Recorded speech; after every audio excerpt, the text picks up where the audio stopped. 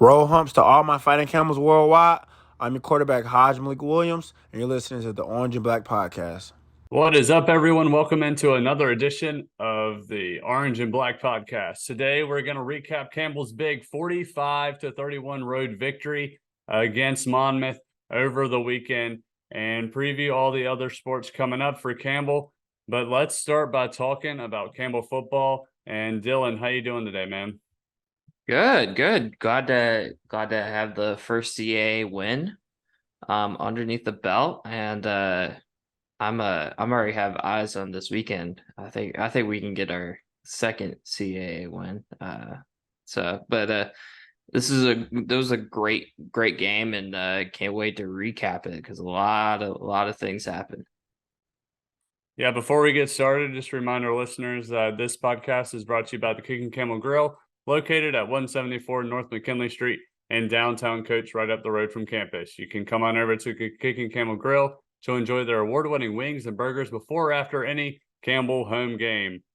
Dylan, that's going to be the place to go on Saturday when Campbell welcomes Elon, looking to get their second CAA win, as you mentioned. But let's talk about this past Saturday when Campbell traveled up to New Jersey to take on the Hawks of Monmouth.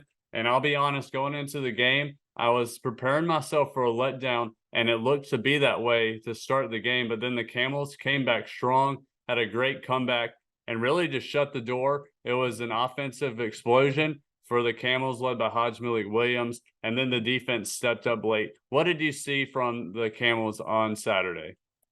Yeah, like you said, it was the comeback of dreams. At one point in the second quarter, we were down 23-7. You kind of got that, oh no, this is what we're gonna be facing in the CAA. And the kind of the CAA first year woes. And the Camel said, not so fast, as Lee Corso would say, to the Monmouth, and they came storming back.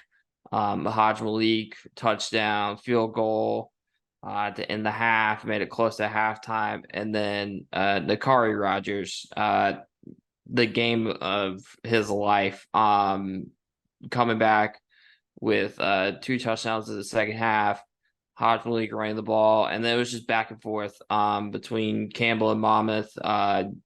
Campbell storming back, Monmouth tying it up in the fourth quarter, early in the fourth quarter, actually. And then Nakari Rogers with a running touchdown, then Chris McKay 26 yards out at the end of the game to seal the game after just back and forth. You would think Monmouth was gonna get down there and score and kind of just end the game or tie it up. And Campbell said, not so fast, got the ball back, took it downfield, and Chris McKay ran the ball with a minute 52 left to go, made it 45-31. So great to see, and just a good first win, old Big South foe, and we took it down for our first CAA win.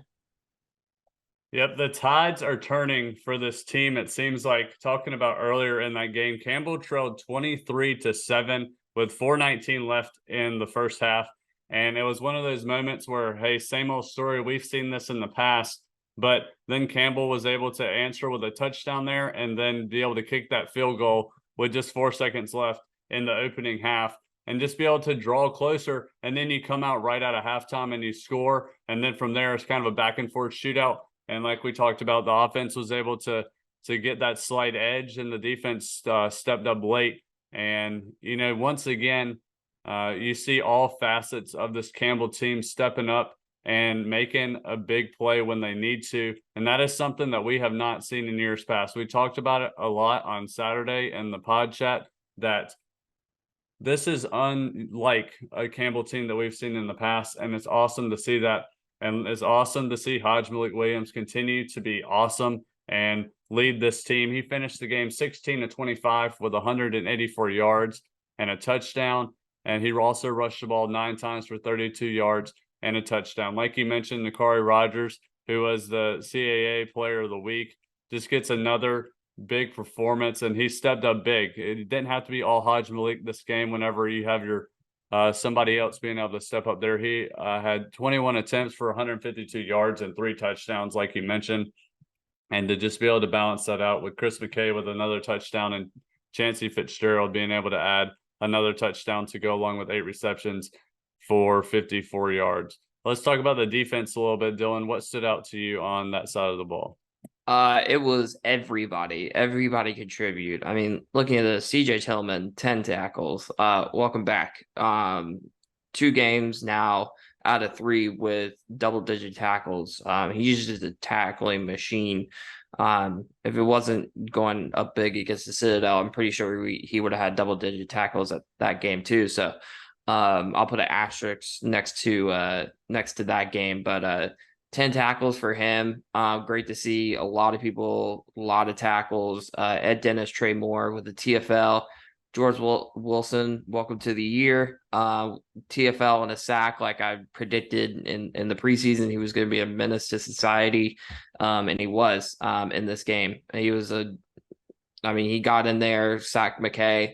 It was great to see, and he did that. And there was glimpses at Florida State and what they thought coming in, getting him from Florida State. He was going to be the sack guy, and he turned up big. And then 2 crucial interceptions by DeMarcus Harrington and Kevin Bailey. So it was great to see the defense stepping up and getting all sorts of stats: TFL, sacks, interceptions, pass breakups,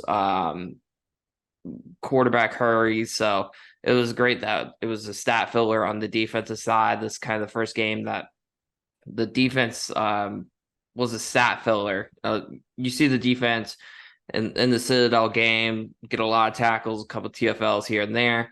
But you had TFL, sacks, interceptions, you name it. It was a stat that the Campbell defense had. So, and they stepped up big when Monmouth came back, tied it up. I was kind of looking with one eye open. And it was great that they stopped him. Campbell got the ball back. Mike Benner and Hodge Williams and the offense drove it down the field, touchdown. And then they got the ball back again and iced the game on Monmouth at their home turf. I've been there. I think it was the last Big South game at Monmouth, or second to last game. And that place can get loud, and flying up all the way to New Jersey and driving to West Long Branch. So difference than your southern home cooking. You're up in the north. So it's great that we come back home with a win, and great that the defense showed up in this game. And a lot of things that Coach Miller said was going to happen on the coach's call, or the Camel call, happened today. And I think you saw 100% full defense. I think they went from 55 to 100. And I think Coach Miller will agree with that. Yeah, we're starting to see the complementary football from the Camels. We knew that this offense was good, especially after that William and Mary game. We questioned the defense, but they have been able to step up when they need to. And whenever you can complement the number 5 team in the nation in scoring, averaging 41.7 points per game, that ranks 5th in the nation and 1st in the Coastal Athletic Association. That is huge. You look at this Campbell offense and the team as a whole. You put up 45 against Monmouth, a good team that you knew what you were going to get, but they've been solid in the past. And let's be honest, they have eaten the Camels' lunch in recent years when they played them as Big South foes. You put up 56 on the Citadel. We talked about that last week. That was an awesome game. And then you go up against one of the top 5 defenses in the nation in William and Mary. They're getting all sorts of accolades, and you still put up 24 points against them, and that's in your first game of the season. So you see this great offense that has been able to punch the ball in numerous times in every single game that they played. And when you compare it with even just a defense that can just give you a little bit, that's going to go a long way. And we'll see what they can do this upcoming Saturday as they welcome Elon into Barker Lane Stadium. And just a big weekend ahead. We have talked about it today, especially in the pod chat, that Campbell is getting some love nationally. In one of the polls, they're receiving some votes, not enough love in the other poll. But we also saw today, Dylan, where I know it is very early, but early early look at the FCS playoffs and projecting that out. And one publication had Campbell listed as a last 3-team in. Dylan, whenever we were in school, we were in the Pioneer Football League. No scholarships. We're talking receiving votes now in the national polls and a last 3 into the playoffs. Talk about the growth of this program and where we've come. I'll be completely honest. I don't think a lot of people were expecting this year. We talked about the talent, but were they going to be able to put together? We've been able to see that on both sides of the ball, but just talk about the growth from the time since we were at Campbell in non-scholarship Pioneer League football to now. Yeah, like we're playing teams like no offense, Valpasso. And you can't even point that out on a map. And so granted, It's near Notre Dame. Yeah, exactly. That they go up to Notre Dame, and they probably get a lot of transfers from Notre Dame or people who wanted to go to Notre Dame. But besides the fact, we were playing Valpasso, Drake, like making a big rivalry out of Drake. Davidson, San Diego, like teams like that, and now you're moving up to the big boys of the FCS. Your Elons, your William and Marys, your Monmouths, your some teams that we've seen in the Big South. Your Hamptons, your A&Ts, your New Hampshires, like teams that are known for FCS playoffs and making it deep into an FCS playoff. So the growth is just amazing to see. You have to give a hand to Coach Menor, being there from the beginning all the way till now. He had a dream, and he knew that he wanted to be a top FCS school, and he made it happen. Changing conferences made that we thought was going to be a little bit harder because we were facing difficult opponents. If you're going to take this Monmouth win and maybe do a bold take, I highly doubt it. We still have to play a lot of teams, and a lot of teams coming up that like Maine and a lot of these teams that are going to be tough tests. But it's good to see that this year we're going right into it. William Mary, we played them hard. I think a few turnovers, we would have been in that game. Few turnovers taken away. Monmouth, we went right into Monmouth and came back from the depths of probably what we thought was going to be a very hard CAA season. And they said, not today. Or Lee Corsa said, not so fast. And made it into people are watching, and the FCS polls being a very, very rough poll to get into. I think we were kind of chirping on the chat, like some teams that we thought were in or thought should be in are not in. So I think even having that conversation is more than what we expected this year. I thought this was going to be a very hard year. But Coach Menor has turned these guys around and gotten them ready to go, and gotten guys who have experience on that top FBS level and have brought them to this team and kind of built a brotherhood. So I think going from the Ray Millers, the Daniel Smiths, who the guys, Ryan linebacker, Justice Vlaxis Galloway, the guys who kind of have laid the stepping stones for this organization, for this team, and now it's kind of built up into the Hodgman Leaks, the Fitzgeralds, the new transfer George Wilson, the Mike Edwards, guys who are now the leaders on this team. So you have the stepping stones, and now it's like full-blown leaders that are ready for the challenge each day. And I think if you ask the guys who were on there, the Ray Millers, the Daniel Smiths, the Caleb Sneeds, the guys who were there when it was non-scholarship football, just got into scholarship football, and kind of build it up, they would be happy where this team's at and where this team's going today.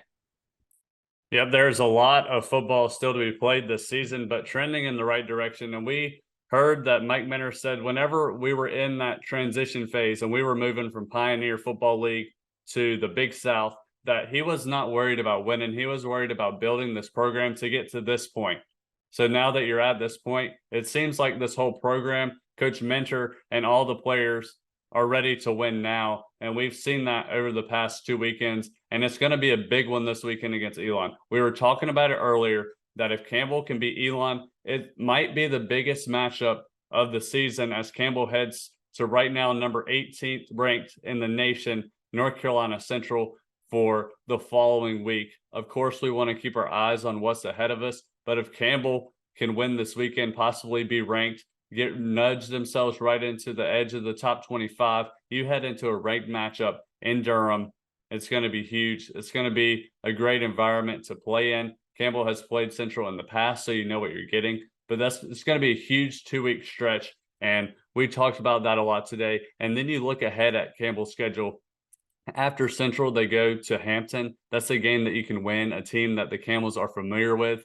And then you have Maine, who in the past has been a good team, but they've started out the season 0-3. And before they even get to us, they have William and Mary, who the Camels know all about, and the University of Richmond, who are a little bit down, but they have been a power in the CAA.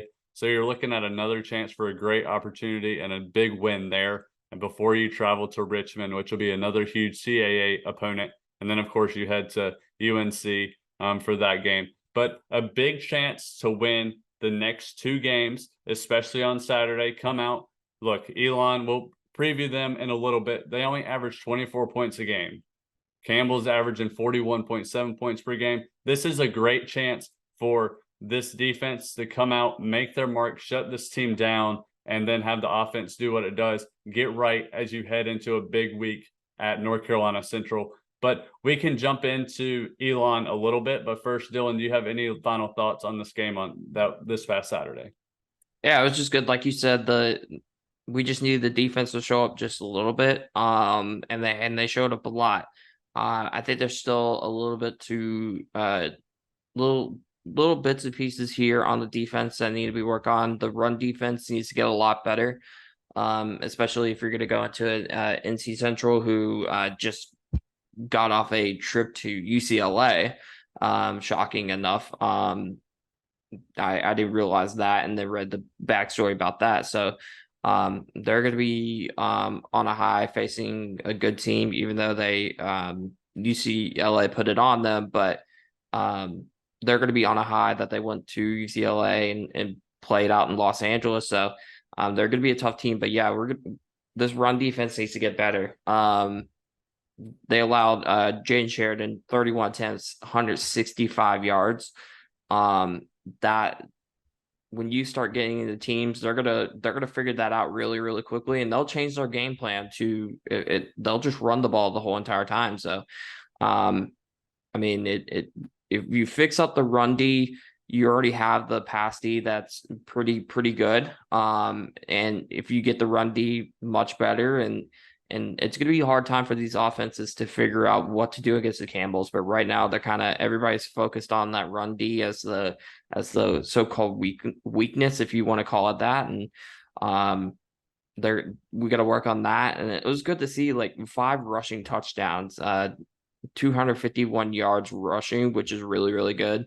That's good to see as well. So a lot of rushing this week, and it's gonna be a mixture. It's gonna take a lot of these defenses in the CAA and non-conference teams coming up. Like, they're gonna be challenged because you saw today, or saw on Saturday, they could run the ball for 5 TDs, and then the previous week Hodge Williams could go off. So you're shaping up for other teams, other schools to kind of be worried about what is Campbell going to do. Are they going to run the ball? Are they going to pass the ball?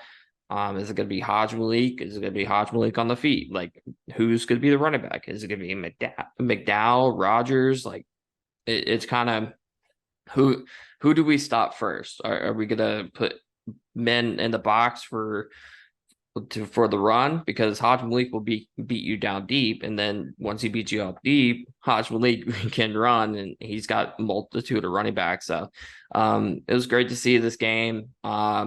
We just kind of shut down Monmouth. Marquez McKay couldn't really do much. They just run the ball a lot, and so it's great to see, and can't wait to talk about Elon.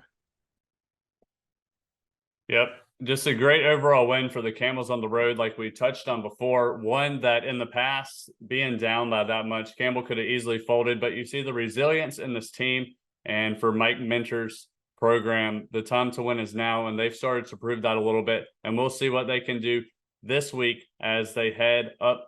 Well, they head to Barker Lane Stadium right across campus. It's not an away game, but one of 4 home games for the Camels this year. Let's touch on that for a quick second. You only get 4 home games this whole season with all the realignment. You're changing conferences. You had William and Mary as a non-conference opponent already on your schedule for a home game, and then they slot in. So that slides into a home game for you that is already automatically going to be on your schedule. So you only get 4 chances to play at home. Campbell obviously dropped the season opener against number 5, William and Mary, but a chance to bounce back here and be able to pick up the first home win of this season. Campbell also welcomes in Maine to Barker Lane Stadium on October 21st, as I touched on earlier. And then the second to last game of the season, Campbell welcomes number 19 Delaware to Barker Lane Stadium for Senior Day. So another ranked opponent as of right now on the horizon later in the season.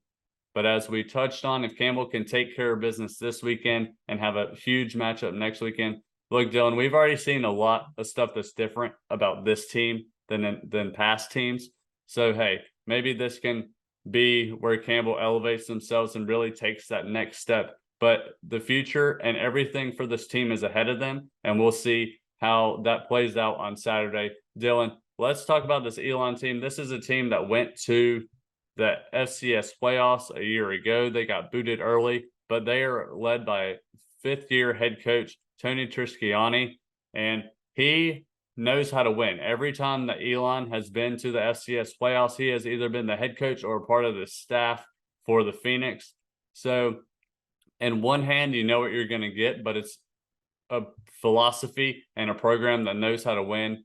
And the Camels will be tested early on Saturday. Dylan, I'll let you preview a little bit about the Phoenix, and then we'll get more into it as we dive in.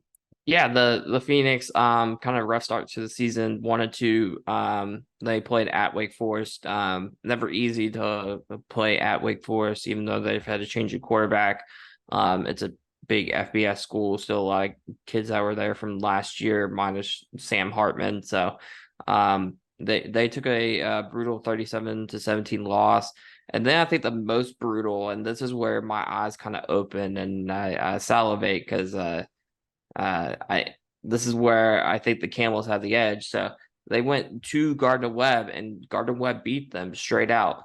Even though it was close at the end, Gardner Webb took it to Elon and got the win in Bowling Springs. So I kind of looked at some footage at that, and I think the Camels are going to be looking at footage of that and old Big South O that Campbell has beaten in the past, and they know how to beat Gardner Webb, and Gardner Webb knows how to beat Elon. So I think Mike Benner's going to be rolling that footage for the guys this week, and then they totally annihilated NC A&T in Elon. So 27-3 win for them. They average about 24 points a game. And they're kind of mixed. They average about 163 rushing yards per game and about 147 passing yards per game, which leads around 310 yards per game. They haven't had like the huge breakout game. You can consider Gardner Webb probably that, but they've just been kind of in between. There's not one particular thing that stands out about Elon. They've kind of cycled through a couple quarterbacks. Their main one is led by Matthew Downing. He only averages 91 yards per game, which is you would say down for a quarterback, but they've mixed through a couple different quarterbacks. I think 2 quarterbacks have 3 games played. And there's one that they mixed around with Wake Forest and A&T. So, but Matthew Downing's probably going to be the one trotting out for the Phoenix. 4 touchdowns, 2 interceptions for him. He has 58% complete percentage. So, I'm salivating for the Campbell cornerbacks. They're going to be looking to be ball hawks in that game. The leading rusher Jalen Hampton threw 119 yards. This year he averages 106 per game, so he's going to be the main guy you're gonna want to watch out for if Downing hands the ball off. And then you have Jordan Bonner, their top wide receiver, 136 yards in 3 games with 2 TDs. So I think for the Campbell defense, you're going to be salivating at this. Elon's not what they were last year, but they can come out and surprise you. So I don't say don't blink, but I think the Campbell defense is just going to be salivating at the fact that this is a very winnable game for the defense and just makes the defense stronger. In terms of the defense side, they're very good on defense. They have a lot of guys with double-digit tackles, about 8 of them on double-digit tackles, which is good to see that a lot of guys are ball hawks on this defense for the Phoenix, led by Bo Sanders. He has 19 tackles. And then you have Marvin Pearson, who is trying to make a case for CEA Defensive Player of the Year already. 15 tackles, 5.5 TFLs, and 3 sacks. So he's going to be trying to get to Hodge Malik Williams early and often, especially on first down, so they can make it a long second down and just make it a longer third down. So the defense is going to be the star for Elon, and I think this is going to be a defensive struggle in this game. So I think don't count Elon out, but I think this is a very, very winnable game if you're Mike Minner looking at the schedule. Yeah, you look at the defensive side of the ball, they are pretty stout. They rank 44th in the nation in scoring defense, allowing 24.7 points per game. For comparison, the nation's leader is William and Mary, who has only allowed 6 points per game. And you look at that William and Mary, alluding to our offense, Campbell put up 24 against them. So you see what they've done to the other 2 teams that they've played. They allowed Charleston Southern this past weekend to just 1 touchdown, and that wasn't even on offense. That was a crazy game in itself with a brawl at the end. 1 touchdown and a brawl. Yeah. Jumping back over to this Elon team, one thing to keep an eye on with this defense is they rank 99th in the nation in red zone defense. So if Campbell is able to get the ball in the red zone, which the explosive offense has been able to move the ball down the field, expect the Camels to score in the red zone. That is 15th in the conference. So they definitely struggle once you get down inside the red zone. So if Campbell's able to move the ball early, they can score early and just kind of take advantage, get the crowd into it, and just have another great week inside Barker Lane Stadium. Dylan, let's talk about Campbell now being in the CAA. We've talked about it for years. Campbell's had kind of a rivalry with High Point. Yeah, a little bit of rivalry with UNCW, even though we hadn't been in the same conference. But High Point didn't have football. UNCW doesn't have football. This is a chance for Campbell to establish a real rivalry moving forward in all sports. You get Elon in all of the CAA-sponsored sports, and it's going to start on Saturday when Campbell faces the Phoenix. Very similar schools and size-wise, kind of demographics. Granted, they're kind of like High Point. They have a lot of people from up north that come down, but it's a great partner to start kind of engage that rivalry with. I haven't really looked at their Twitter or social media. We have I like to say it is a compact group on social media, but we are loud. And you see that whenever, especially when things are going good, these Campbell fans get riled up, and hopefully we can continue that with football. We saw that last year when the baseball team was up to number 10 in the country, and what kind of traction that can get and the national buzz that you can generate. And that all starts with the Campbell fans on social media and in the stands. So you look at this Campbell game versus Elon. It's the new beginning for Campbell athletics in this conference, and a program and a school that you can generate a new rivalry with in all the sports. And that's something that I am looking forward to as Campbell welcomes Elon to the Creek on Saturday. Dylan, what are your thoughts on that? And just Campbell and the CAA as a whole as we move and continue to innovate and introduce ourselves to this new conference.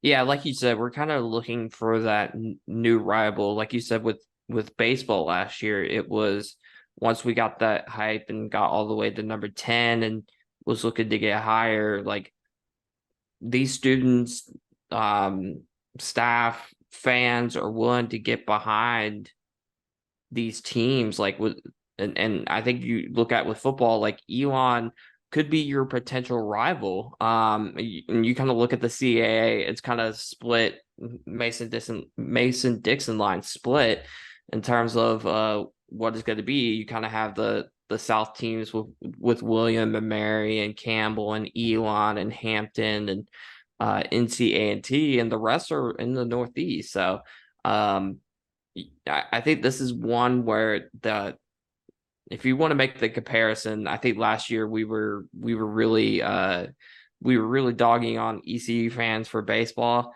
I think you could, if Elon fans can get behind it, this will be your, I guess, your Campbell to your ECU comparison.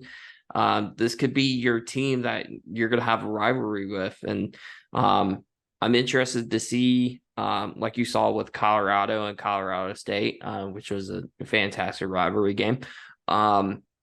If that is going to turn into one of the rivalry games, not you still have in-state, but we're going to be looking for that rival in football, that one team that you may not like the other person on the other side of the ball, and the one that you circle on your calendar as, okay, when team A comes to town or we go to team A, this is where we show up, and this is where we better win.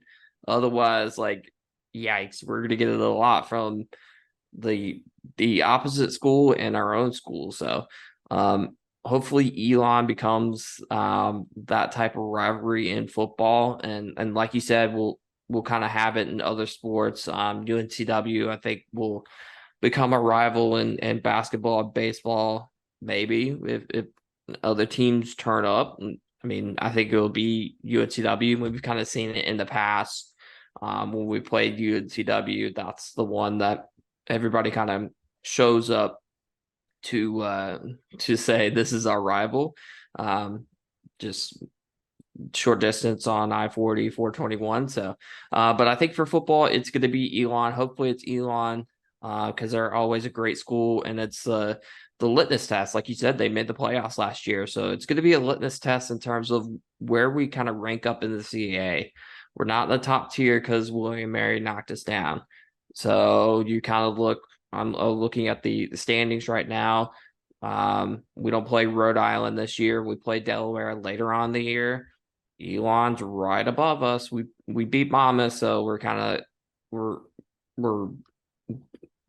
better than Monmouth. So Elon's kind of the next team we got our eyes on to say, okay, if we could beat Elon, then we're looking at the Delawares, the Rhode Islands, the William Marys in terms of where we stack in this CAA football standings. And I think it will gain us traction moving forward next year when coaches are looking at the poll and say, ooh, okay, maybe we shouldn't rank Campbell that low. Maybe we should put him just a little bit higher this year and kind of rank him in the top tier of the conference. So I can't wait to see this game, and I hope the Campbell fans hear me now, turn up to this game, make it a rivalry game, because it'll be a rivalry game for years to come.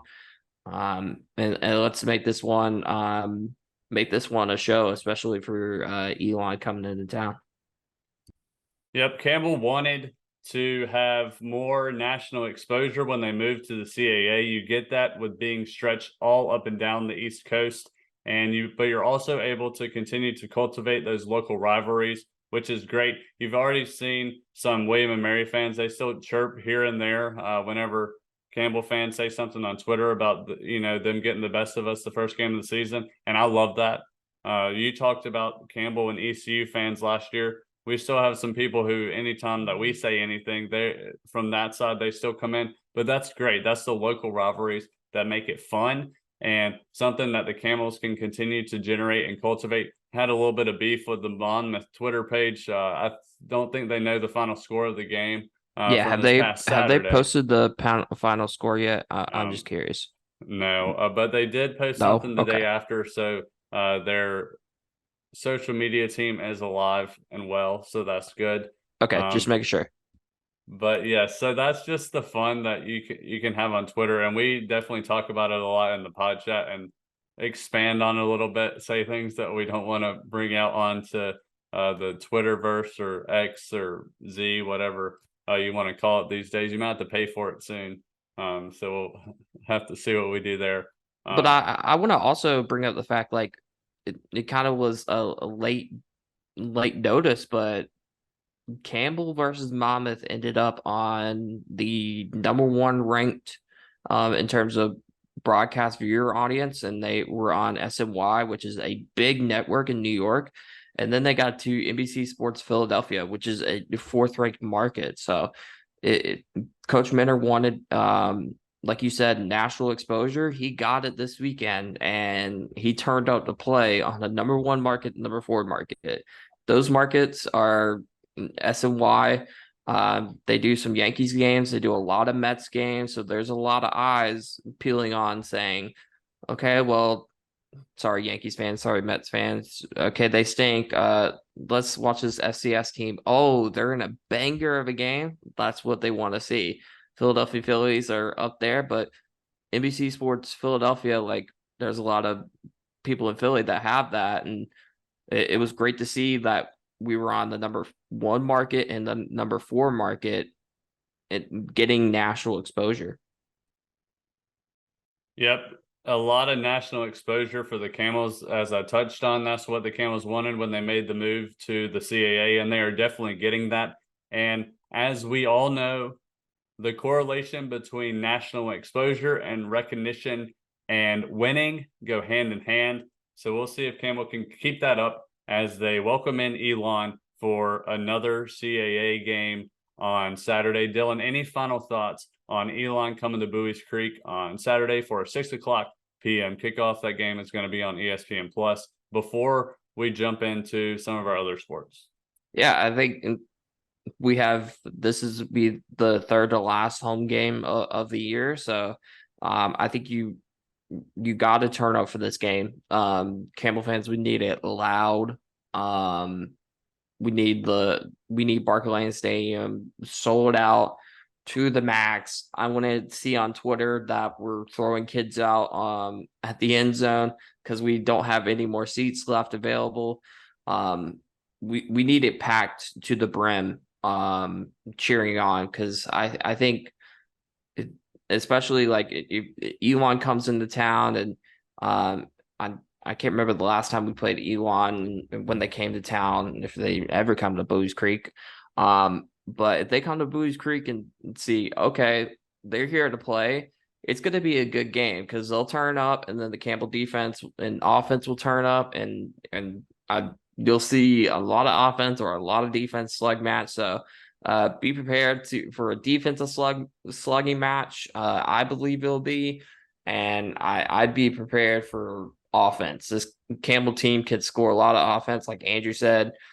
Points. This Campbell team knows how to put them up, and it's going to be a good litmus test against this really tough Elon defense Saturday night at Barclays Lane Stadium. Yep, it'll be a fun one on Saturday night as Campbell welcomes in the Phoenix to Barclays Lane Stadium to kick off a new rivalry in CAA play. That game will be streamed on Flow Sports. I said ESPN Plus earlier, so sorry to all my friends at the CAA office.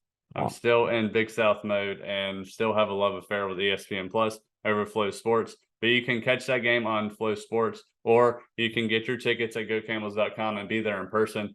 and see if Campbell can continue their upward trajectory with a high-powered offense and this defense that is trending in the right direction as they continue to play together with all of that talent. Dylan, let's jump into some of our other sports, and I'll let you get started. I know we had a lot of action over the previous week. We'll try to breeze through some of this real quick.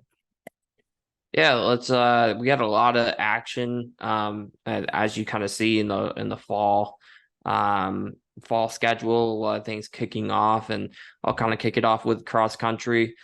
They went up to NC State for the Adidas XC Challenge. And so it was just a Friday, and then Saturday a bunch of high schools showed up and were running, and so Friday were for the colleges. So I'll start off. There was 2 runs. Start off with the men's 6K Open.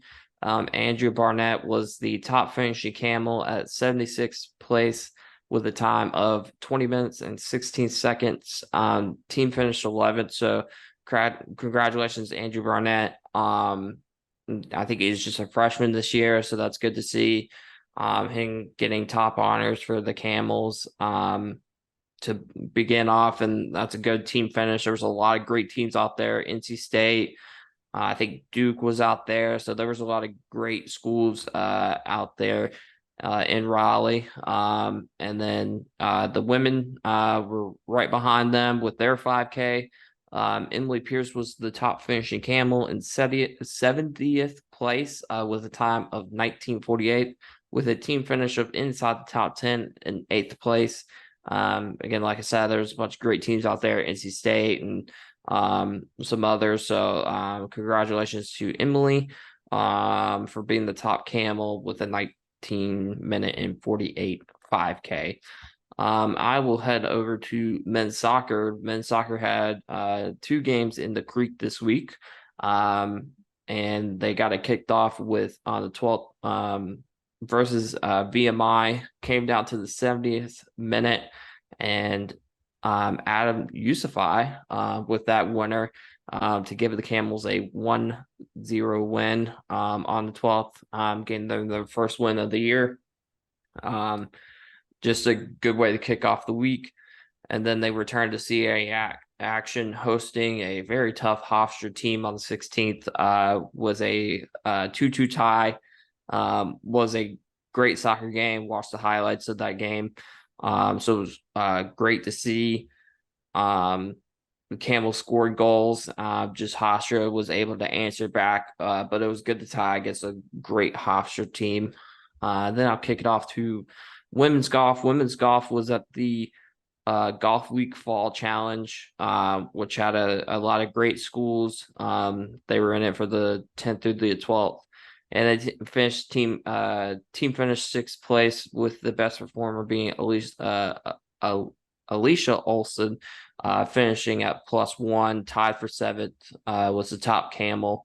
I think the first place finisher for UNCW was at -4, so she was right in it all the way to the end. So she was kind of clawing at the top, and then just kind of fell towards the end. So, but +1 finish, great. That was a tough tournament with a bunch of good schools there. So great way to kick off for the Camels with the top 10 finish. And then we'll go to women's soccer. Women's soccer had 2 games in the Creek as well. 2 CA teams. And Andrew, I don't know if you saw this Northeastern game. I saw the highlights for it, and a 3-3 tie was just insane. There was goals. They're really good. Yeah, left, right, and center. And Northeastern's really, really good. And that game was just an absolute banger to watch. And I think the Campbell fans, I saw some of the videos, they were going nuts. It was just goals galore. But a 3-3 tie for against Northeastern, really, really good. And then they round out the week with a unfortunate 2-1 loss to Townsend. It was a tough game. Townsend was a really good team. All the CAA teams were really, really good this year. And so the Camels with a 2-4-3, that's good to see as you're kind of heading into the teeth of the CAA schedule. And then we'll bring it back to volleyball as they gained, I believe they gained their first CAA win at Delaware. They went up to 2 matches at Delaware on 16th and 17th. Lost the first game 3-1, but beat Delaware 3-1 coming back. So that's good to see them get their first CAA win of the year. And hopefully that gains the momentum as they also get into the teeth of the CAA schedule moving forward. See these weekend matchups at or in the Creek. So good to go at Delaware and get that first CAA win for the Campbell volleyball team. Yep, a lot of action in the Creek and a lot of action coming up for the Camels as men's golf heads to VCU for the VCU shootout. That's September 18th and 19th. Men's soccer welcomes in close rival UNCW, as we touched on. That's on September 23rd. Women's soccer travels to William and Mary on the 21st, and then to College of Charleston on the 24th. And volleyball rounds out the slate with 2 matches against William and Mary at home on the 23rd and 24th. And then, of course, as we previewed earlier, Campbell welcomes in Elon to Barker Lane Stadium on Saturday for a 6 p.m. kickoff. That game is on Flow Sports. Dylan, let's close on that. What are your predictions for this game on Saturday? Do the Camels get it done and continue their winning ways? I think they will get it done. I think it will be a very, very close game. I think this will be a defensive slugfest. I'm going to go with a score that will make Iowa and Iowa State fans happy. I think it will be somewhere in the 12-9 region. I know this offense has been high-powered, but this Elon defense has been there, and I go ahead and say that now with the preference of this game could turn into a Big 12 game if so chooses. You have to pick, Dylan. Last week you said it was going to be a defensive shootout, and I said no, it's not, and I was right. So you have to choose. Okay, I'm going to choose the defensive. I'm going to choose the defensive slug match. It's going to be an offensive shootout then. That's because I'm choosing defensive slug match, and I will die on that hill until I get proven correct. But yeah, I think this will be a defensive. I don't care if you're wrong as long as the Camels score more points. Yeah, I think I think we both agree this is a win in the Camel books. Elon is not the Elon that it was last year. I don't think their defense can hang with the Camels defense in terms of if this turns into a Big 12 slug match. I think the Camels can pull away, and they'll pull away late if it's that, but I think it's just gonna be defense. I think you'll see a lot of defense in this game. Sacks, TFLs. I think you'll fill up the stat sheet in terms of defense. So I think it's gonna be a Iowa versus Iowa State game. Rooting on the side for a lot of points here. So I think Andrew, you already said, but you think this is gonna be an offensive slug match?